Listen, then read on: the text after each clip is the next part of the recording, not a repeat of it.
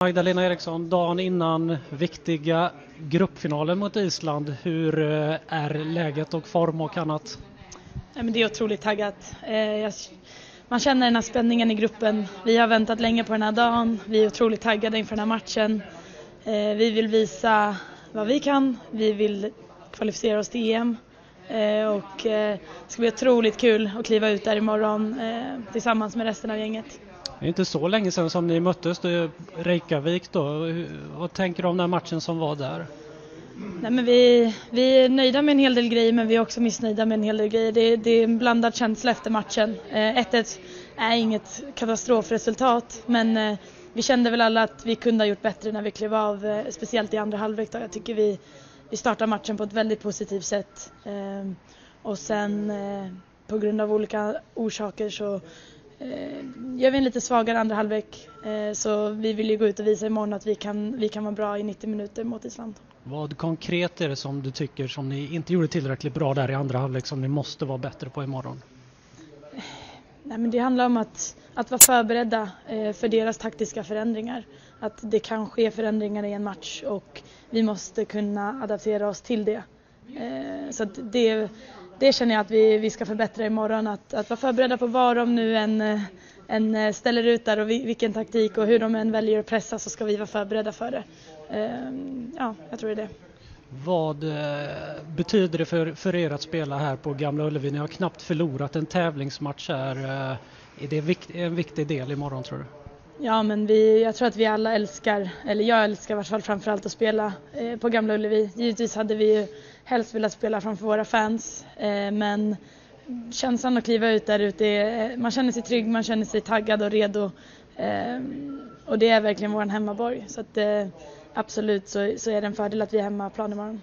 Nu vill man ju gå till mästerskapen var de än spelas, men nästa EM här då som ska spelas i England, där du bor i London, spelar för Chelsea. Hur skulle det vara att få uppleva att spela ett EM där? Ja, men EM i England känns ju verkligen som en dröm och ett absolut mål som man har satt upp för sig själv, att dit vill man nå, och det känner vi allihopa. Jag tror att det kommer bli ännu ett mästerskap där man slår rekord i tittare, i kommersiellt värde, allt möjligt. Så att det känns otroligt inspirerande att ha ett sånt EM framför sig. Helt andra frågor. I det nya tv-spelet FIFA 21 så finns det inga damklubbar som är med. Det finns 17 000 spelare från 700 lag i 30 olika ligor. Bara 368 av dem är damspelare. Men det är alltså inte en enda liga eller ett enda klubblag på damsidan, utan enda 16 landslag. Hur ser du på den skeva fördelningen som är? Ja, men jag känner så att det var ett tag sedan som de introducerade damspelare i FIFA. Och det var ett jättestort kliv i rätt riktning. Men sen dess kanske det har gått lite för långsamt i hur de har utvecklat det.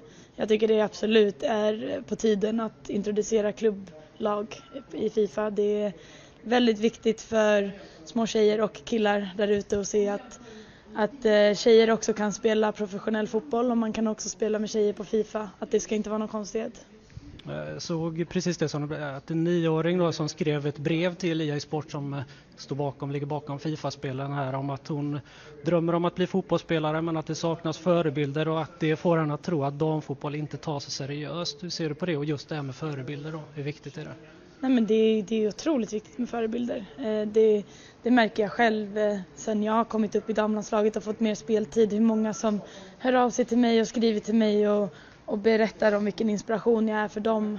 Och det betyder otroligt mycket för mig, och det betyder otroligt mycket för alla oss i damlandslaget. Så att vi vill ju givetvis vara med och påverka det och kunna vara förebilder på alla sätt. Och där handlar det om att introducera mer damspelare i FIFA är ju också ett jättestort kliv, för att det är en så pass stor, det är så pass populärt spel som så många unga där ute spelar. Så man vill ju att det ska sända signaler om att damer också kan spela på professionell nivå. Tack så mycket.